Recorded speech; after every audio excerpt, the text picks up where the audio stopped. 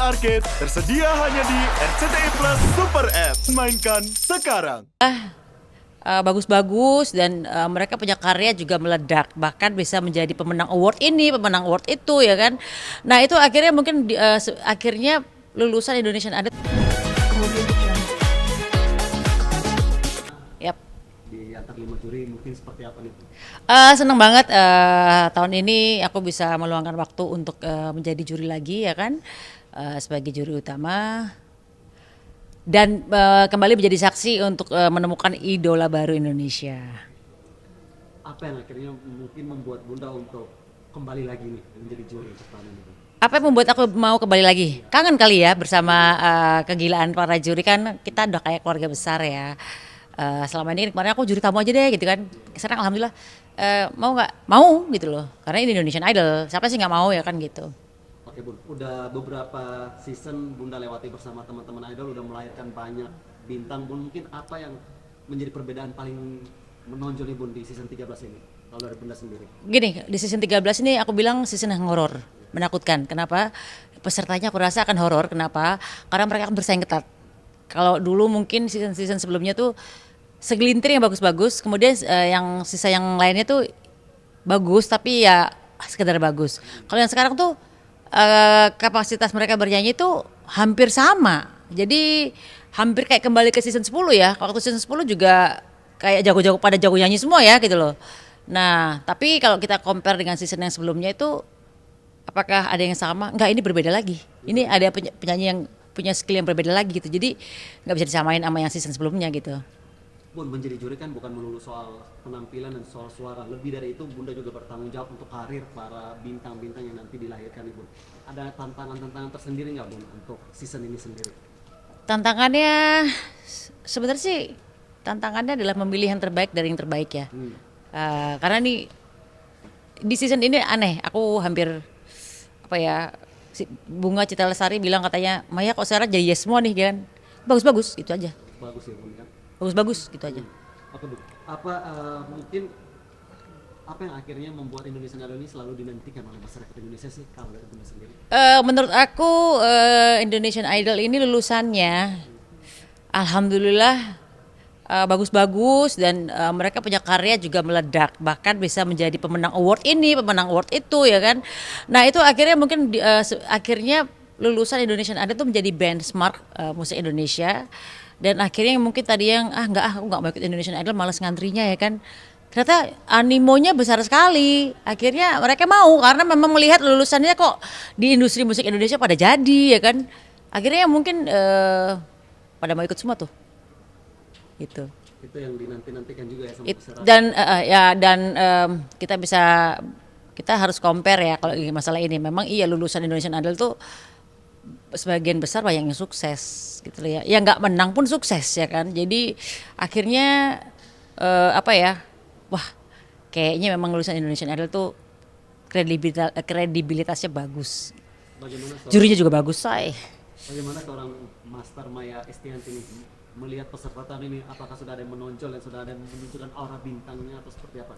Karena kan publik juga menilai bahwa seorang Maya kalau melihat seseorang tuh memang nggak pernah salah gitu, kayak kita sebut Marenjola. Iya, intinya aku sih udah bisa melihat kira-kira suara-suara mana yang bakal bisa meledak di industri musik Indonesia sih. Tinggal mereka mencari lagu yang bagus, mencari produser yang bagus. Aku rasa mereka jadi. Karena memang suaranya enak-enak. Jadi yang terpilih di Spekta nanti ini insya Allah mereka yang kita udah nggak perlu pusing untuk ngarahin mereka nyanyi yang bagus seperti apa. Karena mereka udah jago nyanyi semua. Ini hampir semuanya rata bisa nyanyi bagus ya gitu loh. Pusing nggak tuh Bun sebagai juri? Menurut aku bukan pusingnya juri. Menurut aku peserta yang bakal pusing memilih vote-nya, yang bakal dikasih duitnya bakal di vote ke siapa nih. Nah tinggal para peserta dari mungkin cara mereka memenangkan hati pemirsa, apakah mereka humble, apakah mereka rendah hati ya kan, itu yang mungkin akan dimenangin oleh mereka-mereka yang terpilih. Karena kalau mereka agak belagu gitu mungkin nggak dipilih ya walaupun suaranya bagus. Jadi ini adalah kepusingan peserta untuk memilih karena kita sudah selesai untuk memilih sampai dieliminasi ya kan.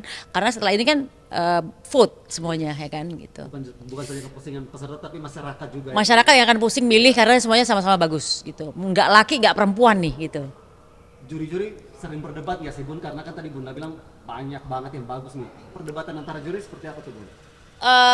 Perdebatannya misalnya gini nih, contohnya kayak ada yang pengen masukin ini nih cakep banget nih. Terus aku bilang ya cakep kalau nggak bisa nyanyi buat apa gitu kan. Nah tapi kan industri musik Indonesia gampang nih digoreng ini. Ya tapi nggak matang-matang banget. Ntar kita sebagai juri bakal dikatain nih kalau misalnya harus milih nih orang karena nyanyinya nggak matang-matang amat nih karena mentang-mentang cakep doang. Ini bukan kecakapan idol tapi ini adalah Indonesian Idol gitu, mencari vokalis gitu kan gitu. Artinya itu memang tanggung jawab besar ya Bun, dari ada di tangan juri juga. Ya juri juga punya tanggung jawab bahwa kita harus memilih yang terbaik ya kan, yang supaya yang pemirsa juga nggak bakal kecewa dengan pilihan kita lah gitu. Bunda, ada sedikit dong untuk tahun ini mungkin mau liburan kemana akhir tahun ini sama anak-anak? Belum tahu sih, cuman anak-anak sih kalau Al sama Al kan mau liburan ke luar negeri ya.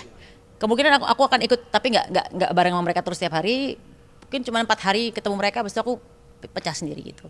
Kakak El sendiri mau liburan sama Sifu? Semuanya mau keluar liburan semua kecuali Dul sama Tisa enggak ya gitu karena mereka kerja gitu. Tapi yang aku nyusul sama anak-anak, ponakanku juga ikut. Jadi ini kayak liburan rame-rame aja gitu bersama yang muda-muda. Mungkin aku yang paling tua bersama Mas Irwan yang ikut. Tapi itu pun nyusul di negara mana yang karena kita juga sibuk tutup akhir tahun kan tutup toko ya saya. Jadi harus closing nutup toko dulu kan. Jadi kita nyusul gitu. Jadi belum ada negara pilihan ya Bun? Belum, aku masih lagi pilih-pilih paling enak nyusul kemana gitu. Karena aku sendiri juga nggak mungkin ke London lagi karena aku bilang sama anak-anak kalau ke London aku udah bosen gitu. Jadi yang negara di luar London aku mau ikut gitu. Bunda sendiri memaknai 2024 ini seperti apa Bun? 2024 adalah tahun buat siapa nih? Buat aku. Ya, buat Aku Bunda. sih ada senangnya, ada sukanya, ada dukanya ya kan. Di tahun ini kan aku dukanya karena ibu aku stroke. Ya kan di tahun ini jadi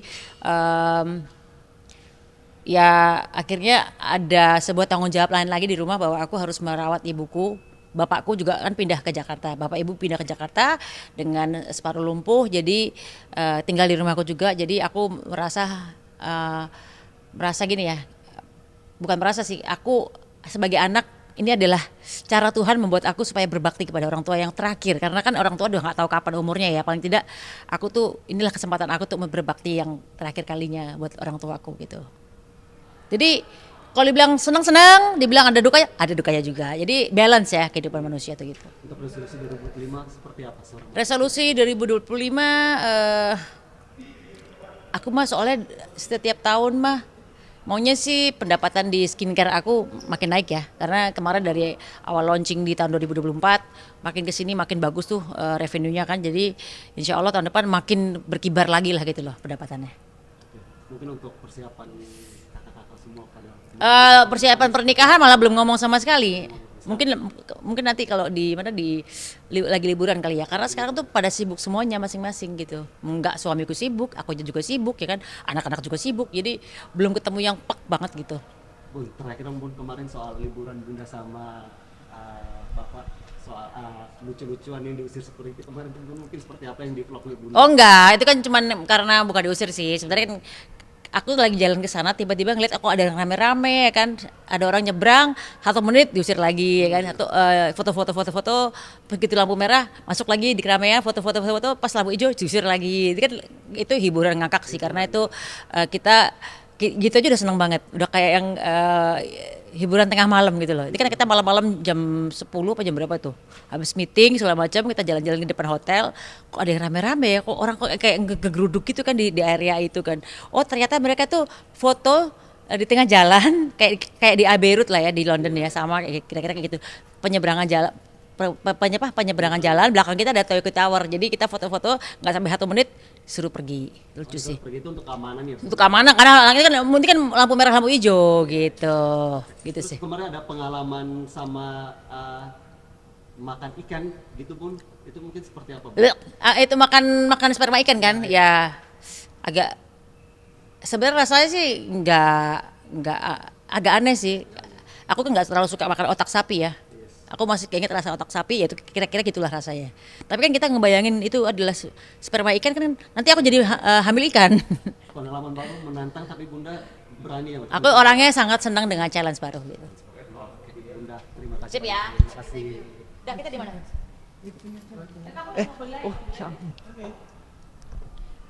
Saksikan Indonesian Idol mulai tanggal 9 Desember 2024. Ini bakal seru banget dan ingat ya, pesertanya horor semua. Ini jago nyanyi semuanya.